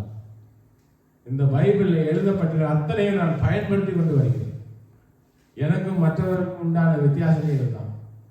என்னை யார் எதை செய்தாலும் செய்து, என்ன கேள்வி வந்தாலும் பைபிளில் என்ன எழுதப்பட்டிருக்கிறது அதன்படி நாம் சரியாக இருக்கிறோம். இந்த பைபிளை நான் பயன்படுத்தலைன்னா அது நமக்கு அது ஆதாயம் கிடையாது. இந்த வேத வசனத்தின்படி நான் வாழ்கிறதுனாலே எனக்கு இந்த வசனம் எனக்கு அறிவை சொல்கிறது. அந்த அறிவை தான் நான் பகிர்ந்து கொண்டிருக்கிறேன். Eternal God is refuge. எந்த நேரத்திலும் சோர்ந்து போகாதீங்கள், உங்களை உற்சாகப்படுத்த வேண்டும். நான் மனுஷன் சோர்ந்து போவது இயல்பாக இருக்கிறது. சோர்ந்து போகிறது தான். நானும் சோர்ந்து போகிறேன். சில நேரத்தில் எல்லாரும் சோர்ந்து போகிறோம். சோர்ந்து போகிற நேரத்தில் யாருக்கு உதவி செய்வார்கள்? இப்படிப்பட்ட காரியத்தை சொல்லவும் ஆண்டவர் என்னை ஆயத்தப்படுத்தினார். உலகத்தில் இது போன்ற பெரிய காரியங்கள், இது நடந்த சம்பவத்தை பற்றி நம்ம இப்போ பேசுகிறோம். அதாவது நம்ம அரசியல் பேசலை, நம்ம ஆராய்கிறோம். ஆண்டவர் எங்கே இருக்கிறார், யார் கூட இருக்கிறார், எப்படி காரியங்கள்லாம் நடத்தப்படுகிறது. இன்றைக்கு ஆண்டவர் வேண்டாம்னு சொல்லி போகிறார்கள். இது நடக்க தான் போகிறது, இன்னும் நடக்க போகுது, இன்னும் நிறைய நடக்க போகுது. அடைக்கலம் தேவை. இயேசு தான் அடைக்கலம். இயேசு இருந்தால்தான் தப்பிக்க முடியும், உயிரே தப்பிக்க முடியும். அதனால இந்த படத்தை பார்த்தீங்கன்னா அவங்களுக்கு தெரியும், இந்த பிள்ளைகள்லாம் எவ்வளவு பாவமா இருக்கிறாங்க. சிறு பிள்ளைகளும் தாய்மார்களும் இவர்கள்லாம் என்ன பாவம் செய்தார்களோ. ட்ரெயினில் ஏற்றி அந்த ட்ரெயின் ட்ரபலிங்கா என்ற ஒரு இடத்துக்கு கொண்டு போய் போலீஸ் ஜீவ்ஸ் இவங்களை கொண்டு போயிட்டு ஒரு ரூமில் அடைச்சி, இந்த ரூமில் அவங்களுக்கு பாய்சன் கேஸை கொடுத்து கார்பன் மோனாக்சைடு கேஸ் போட்டு அவங்கள கொஞ்சம் ஒரு அரை மணி நேரத்தில் கொள்ளலாமா, 1 மணி நேரத்தில் கொள்ளலாமா, 2 மணி நேரத்தில் கொள்ளலாமா, டெக்னாலஜிலாம் கண்டுபிடிச்சு கஷ்டங்கள் வரும்போது நம்மை ஆயத்தப்படுத்துகிறார் என்பதை நான் புரிந்து கொண்டேன். நமக்கு ஒரு கஷ்டம் வருகிறது என்றால் ஆண்டவர் நம்மை ஆயத்தப்படுத்துகிறார். நம்மை ஆண்டவர் வெளியாக நமக்கு ஏதோ சொல்லுகிறார். அந்த சொல்லை கேட்க நாம் ஆயத்தப்படுவோம். அந்த கஷ்டங்களை எல்லாம் நான் பயன்படுத்தி கொண்டேன். திரும்ப நான் இன்னொரு சபையில் போய் பழைய பாம்பு என்று சொல்லி மோசம் போக்குகிற பொல்லாத பிசாசை கொடுத்து பேசினேன். அந்த பொல்லாத பிசாசு எப்படி மோசம் போக்குகிறான் மனுஷன். கர்த்தர் நமக்கு எல்லாம் செய்கிறான்னு சொல்லி எத்தனமா இருக்கக்கூடாது. கர்த்தர் ஒவ்வொரு நேரம், ஒவ்வொரு நாளும், ஒவ்வொரு நொடி பொழுதும் நம்ம கர்த்தரோடு இருக்கணும். நேற்று அவர் என்னை தெரிந்து கொண்டார், இன்றைக்கு நான் விட்டு விடுவேன்னு சொல்லக்கூடாது. நான் என்றைக்கும் நான் தெரிந்து கொண்டவனா இருக்கிறேன்னு சொல்லக்கூடாது. ஏன்னா கர்த்தரே சில காரியங்களை மக்களுக்கு ஒப்படைத்திருக்கும் போது அந்த மக்கள் சரியாக செய்யவில்லை. டிஓஜி திருப்பி போட்ட என்ன வருது? காட். அப்போ காடுக்கு எதிரானவர்கள் எல்லாம் போக மாட்டாங்க. எவன் காட் இல்லைன்னு சொல்கிறானோ, எவன் கர்த்தர் இல்லை என்று சொல்கிறானோ அவன் நித்திய ஜீவனுக்கு போக மாட்டான் என்பதை இங்கே எழுதியிருக்கிறது. அல்லேலூயா. அதனால் தான் நாய்கள் இங்கே எழுதியிருக்கு. நம்ம புரிஞ்சுக்கணும். தெரிந்ததை நாம் பேசுகிறோம், அறிந்ததை பேசுகிறோம், ஆனால் அதை செயலும் படுத்துகிறோம். செயல்படுத்துவதற்கு நன்மையாக இருக்கிறது. Jesus is a ruling God என்று பேசினேன். Jesus is a ruling God. இது எனக்கு ரொம்ப பிரயோஜனமாக இருந்தது. ஆளுகை செய்யும் தேவன் இயேசு. எனக்கு இங்கே பதிவிட விரும்புகிறேன். இந்த தேசத்திலே இதே சபையில் பேசினது எனக்கு என்னுடைய ஒர்க் பர்மிட் அது நிலுவையில் நிறுத்தி போட்டார்கள். அது எனக்கு கொடுக்க முடியாது. நான் அதிகமாக வேலை செய்ததுனால 48 மணி நேரத்துக்கு மேலே வேலை செய்தனாலே உனக்கு ஒர்க் பர்மிட் கொடுக்க முடியாதுன்னு கேஸ் போட்டு விட்டார்கள், கேன்சல் பண்ணி விட்டார்கள். போன வருஷம் அதிகமாக வேலை செய்து விட்டேன். ஆனால் இந்த வருஷம் அந்த ஒர்க் பர்மிட் கொடுக்க மாட்டேன்னு சொன்ன உடனே உனக்கும் இந்த ஊருக்கும் என்ன தொடர்பு எனக்கு சொல்லு அப்படின்று இமிகிரேஷன் கேட்டார்கள். நான் பாஸ்டருக்கு சொன்னேன், இந்த மாதிரி நான் இந்த சபைக்கு வருகிறேன், இந்த சபையில் மெசேஜ்லாம் கொடுக்கிறேன், இந்த வீடியோ லிங்க் தேவனை குறித்து ரொம்ப எச்சரிக்கையாக இருக்கும். ஜீசஸ் இந்த ரூலிங் கார்டு லிங்க் ஆயிடுச்சு. ரெண்டு மறுநாளே எனக்கு ஒர்க் பர்மிட் அப்ரூவ் ஆகி. சேஃப்டி. அல்லேலூயா. நமக்கு சேஃப்டி வேணும்னா இயேசு கண்டிப்பாக தேவை. உங்களுக்கு பாதுகாப்பு வேணும். ஒரு இடத்துல இருந்து இன்னொரு இடத்துக்கு போய் சேரணும்னா கூட இயேசுவோட கிருபை வேணும். அவருடைய ரட்சிப்பு இருந்தால் தான் நம்ம போய் சேர முடியும். நம்முடைய காரியங்கள் எல்லாம் வாய்க்க பண்ணுகிற ஒரே தேவன் இயேசு கிறிஸ்து. நாம் செய்யும் காரியங்கள் எல்லாம் எங்கேயோ பயன்படுகிறது. இப்போது நீங்க வந்து உட்கார்ந்திருக்கிறீர்கள். நாம் சபையில் இருக்கிறோம், நாம் ஆராதிக்கிறோம், பாடுகிறோம், நாம் வசனங்களை தியானிக்கிறோம், நாம் சங்கீதம் வாசிக்கின்றோம். நான் பல இடங்களிலே பல வீடியோக்களை நான் ஏற்றி அநேகருக்கு அனுப்பி விடுவேன். ஏனென்றால் அந்தந்த சின்ன சின்ன வீடியோவில் மியூசிக்லாம் கிடையாது. எங்கள் ஊரில் மியூசிக்லாம் கிடையாது. சின்ன சின்ன சபையில் அவர்கள் இதை பிளக் பண்ணி ஓட்டுவார்கள். எங்கள் சபை நடக்கிறது நல்ல விஷயம். நீங்க போடுற மியூசிக், நீங்க பாடின பாட்டுகள் எல்லாம் மற்ற இடத்துல ஒலித்து கொண்டிருக்கிறது. அநேக சபையில ஒலித்து கொண்டிருக்கிறது. அவர்களுக்கு மியூசிக் வாங்குற பணம் கிடையாது. ஒரு ரேடியோ போன் வாங்கினார்கள், யூடியூப்ல குத்தினார்கள், ஸ்பீக்கர்ல வைத்தார்கள், எங்கள் சபை நடக்கிறது. எவ்வளவு எளிமையான பாருங்க. அதனாலதான் நான் பாடலை அனுப்பிவிடுவேன். நீங்கள் பாடுற பாட்டெல்லாம் மற்ற இடத்துல பாடிக்கொண்டிருக்கும். ஏன்னா இது நமக்கு லைவ் ஆராதனை. இது நம்ம ஒரு பாடகர் பாடி அதை எடிட் பண்ணிலாம் போடலை. நீங்கள் பாடி உங்கள் குரல், உங்களுடைய தாளம் மற்ற இடங்களில் வேலை செய்கிறது. நம்மளால என்ன கொடுக்க முடியுமோ ஆண்டவருக்கு அதை கொடுத்துடணும். நம்ம என்னத்தை செய்யணும்? நம்ம என்னத்தை செலவு செய்யணும்? என்னத்தை நம்ம கொடுத்தோம்? ஒரு சிறிய அன்பளிப்பு, காணிக்கை, அத்தனை பேர். இப்படியாக நம்மளால் என்ன செய்ய முடியும் அதை செய்ய எனக்கு ஆண்டவர் இந்த ஐடியாவை கொடுத்து இதை செயல்படுத்தினார். இதை கொடுத்து விட்டார். அநேகர் இதை பயன்படுத்துகிறார்கள். நீங்கள் விசுவாசித்தால் விசுவாசிங்கள், இதை பயன்படுத்தவும் போறார்கள் அநேகர். அதனால அநேக சபைகள் எனக்கு அது இல்லையே இது இல்லையே என்று குறை சொல்லாதபடிக்கு நம்ம ஒரு காரியத்தை செய்தோம். இனி பைபிள் எடுத்து படிக்க வேண்டியது, வசனத்தை தியானிக்க வேண்டியது எல்லாம் அவரவர் செய்ய வேண்டும். நம்மால் என்ன கொடுக்க முடியுமோ அதை நாம் கொடுக்கின்றோம். அல்லேலூயா. உங்களுக்கு அந்த நன்மையும் உண்டு என்பதை நீங்கள் இதில் விசுவாசிக்க வேண்டும். கர்த்தருக்குள்ளே இணைந்திருங்கள் என்பதை குறித்து நாம் பேசணும். கர்த்தருக்குள்ளே எது செய்தாலும் நம்ம கர்த்தருக்குள்ளே இணைந்திருக்கணும். நாம் கர்த்தருக்குள்ளே எல்லா ஒரு காரியத்தை செய்யும்போது, எல்லாம் ஒன்றிணைந்து செய்யும்போது அது வாய்க்கப்படுது. இதையும் நாம் அறிந்திருக்கிறோம். இதான் இயேசுனா ரட்சிக்க வந்தவர், தேவன் அனுப்பியவர், அவருடைய குமாரன், ரட்சிப்பவர். அவர் என்னை ரட்சிக்கிறார். தேவனுடைய பிள்ளைகளாக இருக்கிறோம். அவர் நமக்கு அதிகாரத்தை கொடுத்து வைத்திருக்கிறார். இந்த அதிகாரம் புதிய ஏற்பாடிலே எழுதப்பட்டிருக்கிறது. இயேசுவே சொல்லியிருக்கிறதுனால இந்த வாசனங்களை நான் இப்பொழுது வாசித்தேன். இயேசு கிறிஸ்து முக்கியமானது. புதிய ஏற்பாடுனாலே இயேசு கிறிஸ்து. இயேசு கிறிஸ்துவை பார்த்தோம். தேவனுடைய பிள்ளை ஆகிவிட்டோம். ஆபிரகாமின் சந்ததி, மோசையின் சந்ததி, தீர்க்கதரிசியின் சந்ததி, ராஜாக்களின் சந்ததி, தாவீதின் சந்ததி. தாவீதின் மேல் அவர் தானே நம்ம இயேசு. வாரத்திலே 2 வாரத்துக்கு முன்னாடி சீக்ரெட் ஆஃப் ஸ்பிரிட் பேசினேன். அதிலேயும் ஆண்டவர் எனக்கு உணர்த்தியதை நான் கண்ட காட்சிகளை பேசினேன். அறிவியல் வித்வான் அவன் இறந்த பிறகு எங்க போயிருக்கிறது என்பதை அந்த அறிவியல் அறிஞர்களுக்காக சொல்ல முடியவில்லை. நாம் வேதத்தை படிக்கிறோம். வேதத்தில் ஒரே ஒரு வசனத்தை பிடித்துவிட்டு இந்த வசனத்தின்படி இதுதான் நடக்கும் இல்லை, மற்ற வசனத்திலே வேறு விதமாக இருக்கும். ஆண்டவரை சொல்லியிருக்கிறார். ஆண்டவருடைய வார்த்தையை நம்ம அதை புரிந்தலோடு அதை இணைத்து பார்க்கும்போது நாம் ஒரு தெளிவை பெற்றுக்கொண்டு நாம் புதிய காரியங்களுக்கு புதிய விதமாக நம்மளை ஆயத்தப்படுத்துகிறார். புது விதமாக ஆயத்தப்படுகிறார். அவர் ஒரே ஸ்டாண்டர்டுக்கான ஆண்டவர் கிடையாது. நீதியில மாத்திரம் அவர் ஒரே மாதிரி இருக்கிறார். பயன்படுத்துவதில் பலவிதமாக பயன்படுத்துகிறார். எப்படி நான் உங்களுடைய ரேடியோவை ஊருக்கு அனுப்பிவிட்டோம் உங்களுடைய பாடலை. ஸோ இது ஒரு விதமான ஒரு சபையின் எழுப்புதல். எவரும் இந்த சபை இல்லை என்று ஒரு ஊரில் சொல்ல முடியாது. உங்கள்கிட்ட யூடியூப் இருந்தால் சபை இருக்குது. நீ ஆராதனை செய்யலாம், 4 பேர் கூடுங்கள், ஜெபம் செய்யுங்கள். ஆண்டவர் உங்களுக்கு உதவி செய்வார். நமக்கு உதவி செய்ய சர்வ வல்லமையுள்ள தேவன். அவர் யார்?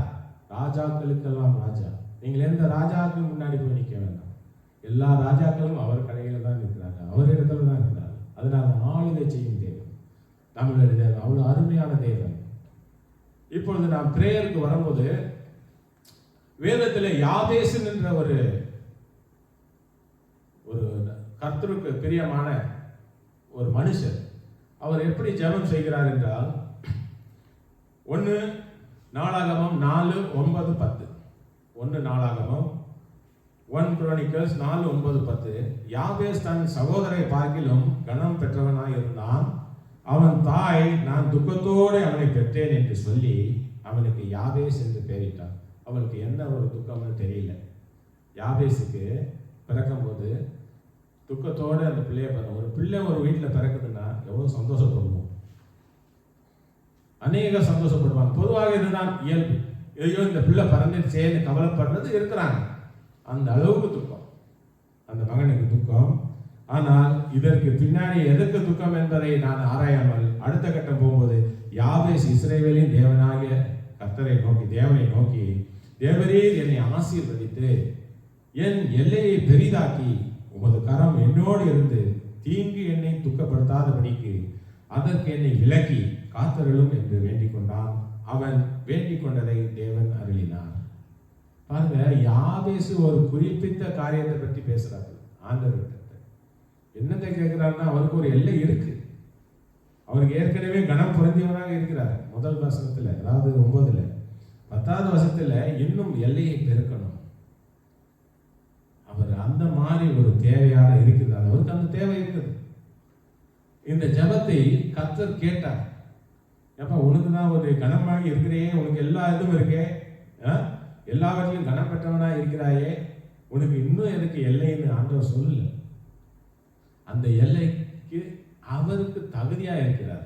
இப்போது எனக்கு எல்லையை பெருக்கும், இப்போது நான் இன்னும் பெரியவனாகும். ஏற்கனவே கனமானவர் இன்னும் கனத்தில் இன்னும் பெருக வேண்டும். இது தவறு இல்லை. ஆண்டவர் தேவன் அதை அருளி இருக்கிறார். தேவன் அவருக்கு அருளினார். நம்ம வெளியிருந்து பார்க்குறவங்களுக்கு அவங்க தாய்க்கே ஒரு மாதிரி இருந்திருக்கும். இவன் கஷ்டப்பட்டு பெற்ற, எப்படியோ பெற்ற, இவனுக்கு இந்த பேர் வச்ச, அவனுடைய சகோதரியில இவன் தான் அதிகமாக இருக்கிறான். நிறைய பேர் இருக்கிறாங்க. தாய்கள் எல்லாம் மதிக்கிறோம், நிறைய தாய்களும் இருக்கிறார்கள். 4 பேரை 4 விதமாக பார்ப்பார்கள். 4 பிள்ளைகள் இருந்தால் 4 பிள்ளைகளுக்கும் வேற வேற அளவு போடும். ஆனால் இவர் கனம் பார்த்தாரு. எல்லாரும் எதிரிகள் இவர் மேல பொறாமையா இருக்காரு. இன்னும் கொஞ்சம் உயர்த்திங்க ஆண்டவரை கேட்டாரு பாருங்க, உடனே ஆண்டவர் உயர்த்திட்டார். அவங்களுக்கு எப்படி இருந்திருக்கும்? இதைதான் நம்ம ஆண்டவர் செய்கிறார். நம்முடைய தேவன் நாம் அவரோடு உண்மையாக இருக்கும்போது என்னென்ன தேவையோ நீங்க கேட்கும்போது அத்தனையும் கொடுக்கிறார். உங்களை கனவீனப்படுத்த மாட்டார். அதில் உத்தரவாதம் அவருடையது இருக்கிறது. இந்த மாதிரி ஜபத்திலே நாம் தெளிவாக இருக்கிறோம், என்ன ஜபம் செய்ய வேண்டும் என்று. நான் மனக்கண்களை பற்றி சொல்லும் போது இப்பொழுதே சொல்லிக் கொள்கிறேன். மனக்கண்கள் எப்படி இருக்கும்போது எனக்கு ஆண்டவர் உணர்த்தியது. மனக்கண்கள் என்பது நமக்கு சொன்னால் தெரியாது. இப்போ நம்ம சொன்னனே உங்கள்கிட்ட பிரகாசமான மனக்கண்களை கொடுங்க என்று ஜபம் செய்யும். பிரகாசமான மனக்கண்கள் அது எப்படி இருக்கும்? பிரகாசமான மனக்கண்கள் இருந்தால் அது நல்ல ஒரு சுத்தமான மனக்கண்கள் இப்படி இருக்கும். எப்படி இருக்கு? White paper, clean. இதுல என்னன்னாலும் எழுதலாம். ஆண்டவர் ஆசீர்வாதத்தில் கோல்டன்ல எழுதணும்னா எழுதிடலாம். பிரகாசம் இல்லை, மங்கி போயிருந்தா எப்படி இருக்கும்னா எப்படி இருக்கும்? இதுல ஆண்டவர் ஒரு பெரிய வார்த்தையை எழுதணும் அப்படின்னு சொன்னா கொஞ்சம் யோசனை பண்ணுவார். எங்க எழுதணும், எப்படி எழுதணும்? பிரகாசம் இல்லாதது. இன்னும் மனக்கண்களே இல்லை, வேற வித்தியாசமான இதுல இருக்கிறாங்க, இயேசுக்கு எதிராக இருக்கிறாங்கன்னா இப்படி இருக்கும் மனக்கண். இதுல எங்க ஆண்டவர் கிரியை செய்வார்? கிறுக்கி போட்டு எல்லாம். இதுதாங்க மனக்கண். மனக்கண்கள் என்றால் நாம் ஆண்டவருக்கு எழுதுறதுக்கு அங்க வாய்ப்பு கொடுக்கணும். ஆண்டவர் நமக்கு தீர்ப்பு எழுதணும். ஆண்டவரே எனக்கு இது தேவை, எனக்கு கொடும், இந்த வெள்ளை பேப்பர் இருக்கு, இதில் எழுதி கொடும். அந்த அளவுக்கு. உதாரணத்துக்கு சொல்லுகிறேன், இது பைபிள் எழுதலை. நான் மனக்கண்ணை விவரிக்கிறதுக்கு என்னன்னு ஒரு வழியை கண்டுபிடித்தேன்னு சொன்னேன். புரியும் என்று நினைக்கிறேன். மனக்கண்கள் மங்களாக இருக்கும். சிலருக்கு வாக்குவாதம் பண்ணுவார்கள் ஒரு வசனத்தை குறித்து. சத்தியம் இருக்காது, இயேசுடைய அன்பு இருக்காது. வார்த்தை இருக்கும், எல்லாம் இருக்கும். இயேசுடைய அன்பு இருக்காது. அவர் பெரிய போதகர்களாக இருப்பார்கள், பெரிய காரியங்கள்லாம் செய்வார்கள், அவர்களுக்கு தேவையான செய்வார்கள். அங்கே சத்தியம் இருக்காது. அங்கே இப்படி தான் இருக்கும். அதையும் ஓட்டுவார். ஆண்டவர் எல்லாத்தையும் ஓட்டணுமே, எல்லாத்தையும் ஓட்டுறார். ஆனால் முடிவு எங்கே இருக்கும்? அதுதான் என்ன அடுத்த கட்டத்தில் பேசுவோம். இன்னும் நாங்கள் டைம் இருக்குல்ல மாஸ்டர்? 10 நிமிஷம் தான் இருக்கோம். அல்லேலூயா.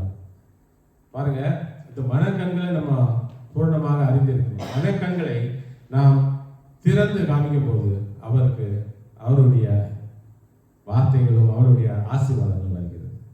சரிங்களா? இப்போ நம்மளுடைய பாயிண்ட் என்னன்னா, நம்மளுடைய prayer is a weapon, is a key to overcome evil traps. இப்போ ஈவில்னா இப்போ பார்ப்போமே, சாத்தான் எப்படி இருக்கிறான்னு. அவன் வானத்திலிருந்து அவன் விழுந்தவன். சரியா? who is Satan? ரெவலேஷன் 12:7-9 வரை படித்தால் தெரியும். வானத்திலிருந்து விழுந்தவன். அவனோடு சண்டை போட்டுக்கிறவர் யார் தெரியுமா? மிகாவேல். மிகாவேல் என்ற தூதர் எப்போது சண்டை போட்டு அவனை அடைக்க வைத்திருக்கிறார். சரியா? அதே நேரத்தில் சாத்தான் என்பவன் ரொம்ப தந்திரமானவன். அவன் ஒவ்வொரு நேரமும் குறை கூறிக்கிட்டே இருக்கிறான் தேவ சமூகத்தில் போய். சக்கரியா 3:1-2 படித்தால் தெரியும். அவன் பிரதான ஆசிரியரான யோசுவாவை எனக்கு காண்பித்தார். அவன் கர்த்தருடைய தூதனுக்கு முன்பாக நின்றான். சாத்தான் அவனுக்கு விரோதம் செய்ய அவன் வலது பக்கத்திலே நின்றான். அப்பொழுது கர்த்தர் சாத்தானை நோக்கி, கர்த்தர் உன்னை கடிந்து கொள்வாராக. சாத்தானே, எருசலேமை தெரிந்து கொண்ட கர்த்தர் உன்னை கடிந்து கொள்வாயாக. இவன் அக்கினியில் நின்று தப்புவிக்கப்பட்ட கொள்ளி அல்லவா? சாத்தான் குறை சொல்லிக்கிட்டே இருப்பான். இவன் என்ன குறை சொல்வான்னா, முன்னாடி பார்த்தா இல்லையா, நம்மளுடைய கர்த்தருக்குடைய பாவ சாபங்கள், நம்மளுடைய புதிய ஏற்பாட்டு சொல்ல பாவங்கள், நம்மளுடைய காரியங்கள், நம்மளுடைய நடவடிக்கைகள், அந்நிய தேவர்களுடைய நம்மளுடைய உறவுகள், நம்மளுடைய பொல்லாத நடவடிக்கைகள் எல்லாவற்றையும் அவங்க குறையா சொல்லி, இந்த தேவனுக்கு பின்னாடி போகிற சபைக்கு போகிற பிள்ளைகள் எல்லா இடத்துலையும் பற்றி அங்கே குறை சொல்லி அவர்களுக்கு தீங்கு வர வைப்பு பண்ணுவான். நான் சுருக்கமாக சொல்றேன், புரிந்திருக்கும்னு நினைக்கிறேன். இந்த சாத்தான் குறை சொல்பவனாக இருக்கிறான். நம்ம தேவன் அப்படி இல்லை. உன் பாவங்களை அறிக்கையிடு, விடுதலை அளித்து போ. அன்பான தேவன் அவன் அப்படி இல்லை. இவன் தேவனிடத்தில் போய் சொல்லுகிறான். இவன் தேவனிடத்தில் போய் குறை சொல்லி அதிகாரங்களை பெற்றுக்கொள்கிறான். அப்படியா? கதையை முடித்தது, அவ்வளவுதான். அவன் குறை சொல்லுகிறதுனாலே அவனுடைய காரியம் நடந்து கொண்டே இருக்கிறது. அதே போல தான் சாத்தானுக்கு ஒரு கேரக்டர் இருக்கு. ஜான் 12:5-6 படித்தால் தெரியும் உங்களுக்கு. இது ஒரு எக்ஸாம்பிள் தான். யூதாஸ் என்ன செய்யறாருன்னா, இந்த காட்டி கொடுத்த யூதாஸ் இருக்கிறானே, இயேசுவை காட்டி கொடுத்தவன், அவனுக்கு நல்ல ஒரு பணத்து மேல ஆசை. பணப்பை அவன் கையில் இருந்தது. அவன் என்ன செய்தான் என்றால், லாசரேஸுடைய சகோதரி, லாசரேஸ் தான் இறந்தார். லாசரேஸ் உயிர் தெளிந்து வந்த உடனே ரொம்ப சந்தோஷமான லாசரேஸும் இயேசுவும் உட்கார்ந்து சாப்பிடுகிறார்கள்.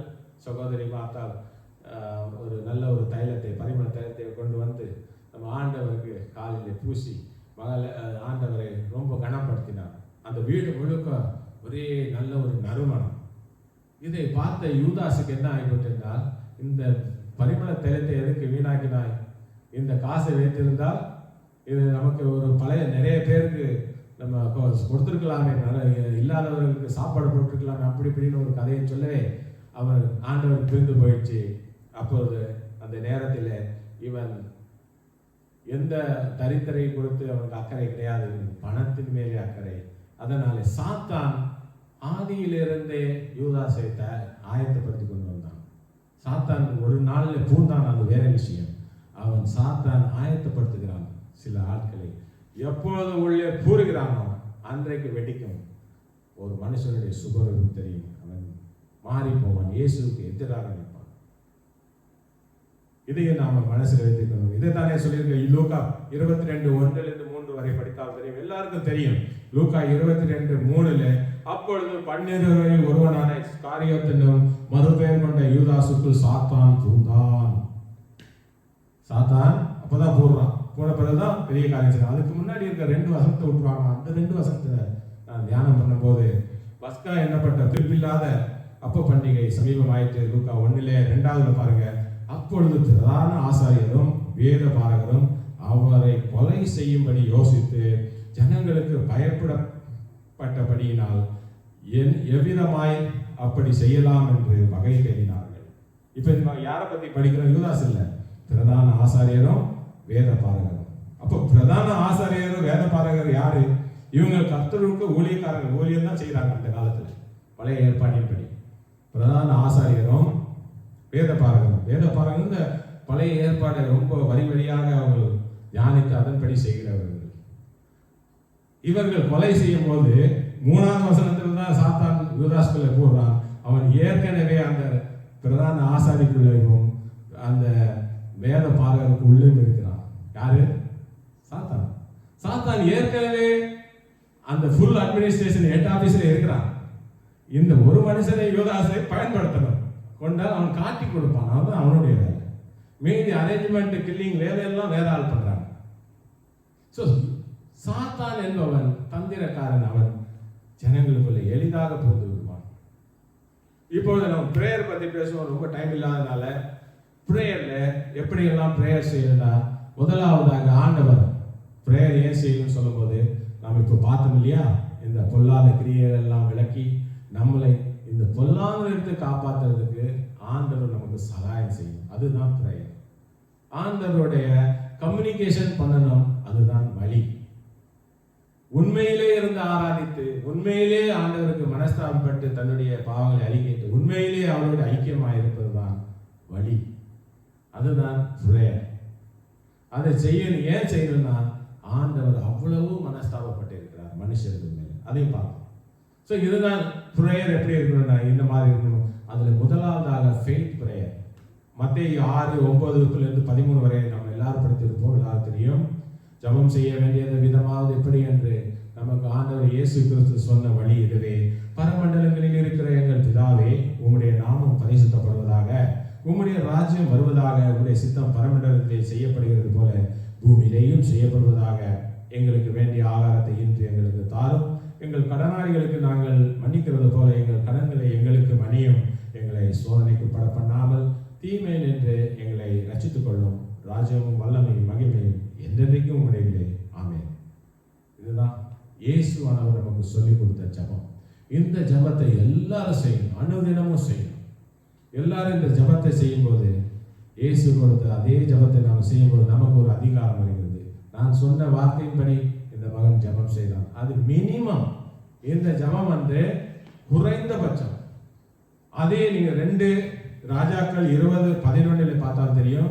Faith and intend. நமக்கு இதோட நிறுத்தி விடாமல் நமக்கு ஜெபம் செய்யும் போது இன்னும் ஆழமாக செய்ய நமக்கு ஏசையா கற்றுக் கொடுத்தாரு. ஏசையா எப்படி ஜெபம் செய்ய, அவர் ஒரு தீர்க்கதரிசி. அதில் தமிழ்ல படிக்கிறேன். அப்பொழுது ஏசையா தீர்க்கதரிசி கர்த்தரை நோக்கி கூப்பிடுகையில் அவர் ஆகாசுடைய சூரிய கடிகாரத்தில் பாகை முன்போன சாயை 10 பாகை பின்னிட்டு திரும்பப்படி செய்தார். அதாவது அவர் எசேக்கியா இறக்குறதுக்கு முன்னாடி அவருக்கு ஒரு 15 வருஷம் கூட்டி கொடுத்தாச்சு. அது எப்படி நான் அறிவேன்னு இவனுக்கு ஒரு டவுட்டு, இந்த ராஜாவுக்கு. உடனே ஓகே, உனக்கு என்ன வேணும்? இந்த பாகை கொஞ்சம் கம்மியா பண்ணா, ஏன்னா நீளமான காலம் முடிய போதுன்னு அர்த்தம். கம்மியா இருந்தா அவருக்கு கேரண்டியா தெரியும் கொஞ்ச நாள் நம்ம வேலை செய்ய, நம்மளுடைய வாழ்க்கை இருக்குது. அப்படி ஒரு இதை இங்கிலீஷ்ல படிச்சா தெரியும். And Isaiah the prophet cried unto the Lord. நம்ம தமிழ்ல என்ன சொல்றோம்னா கர்த்தரை நோக்கி கூப்பிடுங்க. ஆனா இங்கிலீஷ்ல பாருங்க என்ன தெளிவா இருக்குது. cried unto the Lord. டேனிஷ்ல என்ன போடுறது தெரியல. So cried unto the Lord. நம்ம ஜெபம் செய்யும்போது உருக்கமா ஆண்டவர் சமூகத்தில் அழுது ஒரு காரியம் தேவை என்றால் அது அழுது புலம்பி ஆண்டவர் கிட்ட இருந்து அதை வாங்கக்கூடிய இந்த ஜெபத்தை செய்யும் போது ஆண்டவர் நமக்கு அதை கொடுக்கிறார். என்ன எதுக்காக செய்யுங்களோ அதை கொடுக்கிறார். இதுவும் முக்கியமாக சில நேரங்களில் ஜெபம் செய்து சில நேரம் காரியம் ஆகாமல் இருக்கும். அந்த நேரத்தில் நம்ம பிரேயரோட ஃபாஸ்டிங் செய்யணும். பிரேயரோட ஃபாஸ்டிங் செய்தாதான் மத்தேயு 17:21 படித்தால் தெரியும். இந்த ஜாதி பிசாசு ஜெபத்தினாலும் உபவாசத்தினாலுமே அன்றி மற்ற விதத்தினாலும் புறப்பட்டு போகாது என்றார். இயேசு சொன்னது. எப்போது அந்த ஜெபம் முதலாவது வழியில முடியலையோ, 2வது அழுது புலம்பி முடியலையோ, 3வது ஃபாஸ்டிங் பிரேயர் வந்தது. 3வது ஃபாஸ்டிங் பிரேயர் வந்து ஜெபித்து நம்ம போராடி நம்மளுடைய மேக்சிமம் கொடுக்கும்போது கட்டுகள் உடையும். உங்களுக்கு என்ன தேவையான ஆண்டவர் கொடுப்பார். எனக்கு இது எல்லாமே இந்த வசனத்துல சொன்ன வழிகள். அதன்படி செய்யும்போது ஜெபம் நமக்கு தேவை வரும், எடுத்துக்கொள்வோம், சுகமாக வாழ்வோம். அல்லேலூயா. இதற்கு மேலே 1 கொரிந்தியர் 11:23-25 வரை படித்தது போல எப்பெல்லாம் முடியுமோ, நாம் பரிசுத்தமாக இருக்கும்போது, சபைகள் கூடும்போது, குறிப்பாக நான் தனியாக இருக்கும்போது அல்ல, கூடும்போது 2 பேர் 3 பேர் சேர்ந்து கூடி ஜெபிக்கும் போது நாம் எப்பொழுது நம்ம ஆயத்தமாக இருக்குமோ அப்பொழுது நம்மளுடைய நினைவுகளை, நம்மளுடைய பிரேயர்ல நம்ம ஆண்டவருடைய நமக்காக அவர் சிந்திய ரத்தத்தையும் அவருடைய சரீரத்தையும் நாம் யோசித்து அந்த அப்பத்தையும் திராட்சரசத்தையும் எடுக்கக்கூடிய அந்த ஜெபத்தையும் செய்யும்போது பூர்ணமாக ஆண்டவர் நம்மை வழிநடத்துகிறார். இது மாதிரி இந்த சிறிய இந்த செய்தி உங்களுக்கு புரிந்திருக்கும் நினைக்கிறேன். அல்லேலூயா. டைம் இருக்கா பாஸ்டர்? 10:02 வந்துட்டார். தேங்க்யூ. ஓகே, நம்ம இப்போ இதுவரையில நம்ம பார்த்ததுல ஜெபம் இப்போ நான் சொன்னதுதான், திருப்பி அதை நான் சொல்லாமல், ஜெபத்தில் சங்கீதம் 145:17 சொன்னபடி நாம் கர்த்தரை நோக்கி கூப்பிடுகிற யாவருக்கும் உண்மையா தம்மை நோக்கி கூப்பிடு யாருக்கும் கர்த்தர் சமீபமா இருக்கிறார். அதாவது நம்ம உண்மையா கூப்பிடும்போது தான் கர்த்தர் சமீபமா இருக்கிறார். அது நமக்கு தெரியும். இப்போ சொல்லியாச்சு, நம்ம உண்மையா கூப்பிட வேண்டியது நம்ம வேலை. நம்ம உண்மையா இருந்து கர்த்தரை கூப்பிடும்போது அவர் கிருபை செய்கிறார். அடுத்ததாக நான் ஒரு சில வார்த்தைகளை மட்டும் சொல்ல விரும்புகிறேன், சமயம் இல்லாத காரணத்தினாலே. ஓகே, நான் எடுத்துக்கொள்ளும் போது சிலர் வந்து கர்த்தரை நான் ஜெபம் பண்ணிட்டேன், எடுத்துக்கொண்டேன், நான் எனக்கு இது உண்டானது அப்படின்னு சொல்லும்போது அந்த நேரத்தில் ஒரு விசை நாம் நினைத்து பார்க்க வேண்டியது ஒரே ஒரு விஷயம் என்னன்னா, நம்ம ஜான் 15:13 சொன்னபடி நமக்காக இயேசு சிலுவையில் மரித்தார். ஓகே, அவர் சொன்னது என்னன்னா, தன்னுடைய சிநேகிதனுக்காக மரிப்பதை விட பெரிய அன்பு வேற ஒன்றும் இல்லை. ஒருத்தர் தன்னுடைய பிள்ளைகளுக்காக மரிக்கலாம், யாருக்காக மரிக்கலாம், தலைவர்களுக்காக மரிக்கலாம், ஆனால் தன் கூட இருக்கிற சிநேகிதருக்காக மறிக்க, அவனுக்காக மரிக்கிறத மாதிரி ஒரு அன்பு வேற இல்லை. ஏன்னா மறிக்க சொல்லலை யாரையும். அந்த அளவுக்கு அன்பு கர்த்தர் ஏன் சொன்னார்னா, அவர் நமக்கு சிநேகிதனாக இருக்கிறார். உங்களை ஆண் பெண் எல்லாருக்கும் யாரா இருந்தாலும் சரி, அவர் நமக்கு சிநேகிதராக இருக்கிறபடியாக அவரை நினைத்து அவருக்கு நம்ம துரோகம் செய்யாதபடிக்கு அவர் அன்பிலே நிறைத்து, யார் தவறு செய்தாலும் அவங்களை மன்னித்து, சண்டை போடாமல் எந்த ஒரு குழப்பம் இல்லாமல் அந்த இடத்திலே சமாதானத்தை கட்ட நாம் ஒவ்வொரு வாட்டி முயற்சி செய்து அந்த பிரயாசத்தை நாம் கர்த்தருடைய பாதத்தில் வைக்கும்போது நமக்கு கண்டிப்பாக அவர் நமக்கு கிருபை செய்கிறார், நமக்கு வழிகளை காட்டுகிறார். இந்த நல்ல செய்தி பிடித்திருக்கும் என்று விளங்கி இருக்கும் என்று நினைக்கிறேன். கர்த்தர் உங்களை எல்லாரும் தேர்ந்ததாக ஆசீர்வாதம் என்று சொல்லி ஒரு சிறிய ஜெபத்தை செய்து முடிக்கிறேன். நல்ல தகப்பனே, ஆண்டவரே, ஜெபம் என்றால் என்ன, ஜெபம் எப்படி செய்வது, ஜெபம் ஏன் செய்ய வேண்டும் என்றெல்லாம் குறித்து ஆண்டவரே நீர் விவரமாக சுருக்கமாக இந்த நேரத்தில் என்னை பேச வைத்தீர். அதுக்காக நன்றி ராஜா.